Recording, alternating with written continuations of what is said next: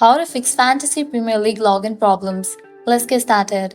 Today in this video, I will be showing you guys step-by-step process to fix common login problems and get back into your account. The very first thing you want to do is check your internet connection. Ensure you have stable internet connection. For that, launch your settings. Navigate to the option of Wi-Fi. Click on the Wi-Fi network you are connected to. Forget this network, give a fresh restart to your router and rejoin it. Likewise, you can switch your network. If you are using Wi-Fi, switch it to cellular data. And in the case you are using cellular data, switch it to Wi-Fi. Then you can check whether your problem has been solved or not. Likewise, make sure you are using the correct credentials. Check your username and the password. If you are using the browser, clear cache and cookies for it. Also make sure you are using the updated version of the browser.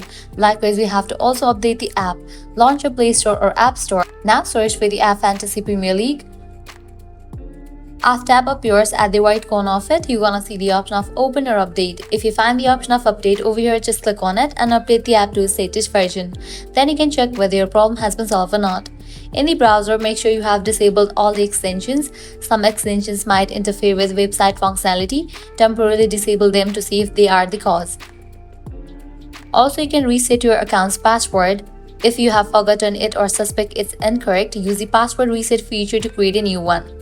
And lastly, what you can do is contact FPL support. If none of the previous step works, reach out to the FPL customer support for the further assistance. And that's it. By following these steps, you should be able to resolve most login issues and regain access to your FPL account.